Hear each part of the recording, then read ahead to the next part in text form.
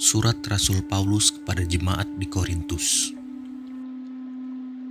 1 Korintus bab 1 ayat 1 sampai 31. Dari Paulus yang oleh kehendak Allah dipanggil menjadi rasul Kristus Yesus, dan dari Sostenes saudara kita, kepada jemaat Allah di Korintus, yaitu mereka yang dikuduskan dalam Kristus Yesus dan yang dipanggil menjadi orang-orang kudus, dengan semua orang di segala tempat yang berseru kepada nama Tuhan kita Yesus Kristus, yaitu Tuhan mereka dan Tuhan kita. Kasih karunia dan damai sejahtera dari Allah Bapa kita dan dari Tuhan Yesus Kristus menyertai kamu.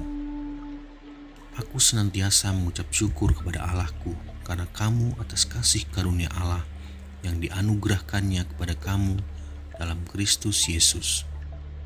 Sebab di dalam Dia kamu telah menjadi kaya dalam segala hal dan segala macam perkataan dan segala macam pengetahuan, sesuai dengan kesaksian tentang Kristus yang telah diteguhkan di antara kamu.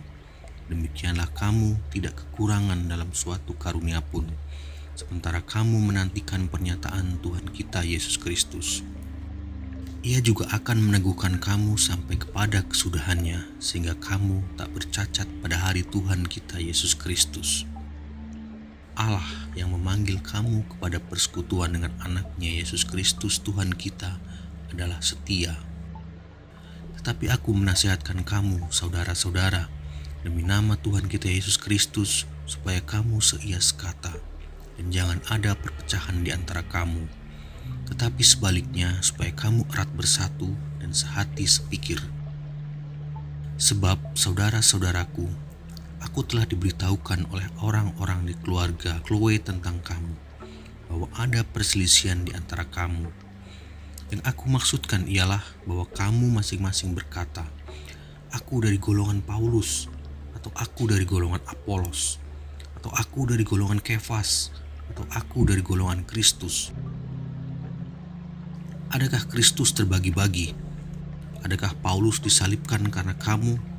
Atau adakah kamu dibaptis dalam nama Paulus? Aku mengucap syukur bahwa tidak ada seorang pun juga di antara kamu yang aku baptis selain Krispus dan Gaius, sehingga tidak ada orang yang dapat mengatakan bahwa kamu dibaptis dalam namaku. Juga keluarga Stefanus aku yang membaptisnya, kecuali mereka aku tidak tahu. Entahkah ada lagi orang yang aku baptis?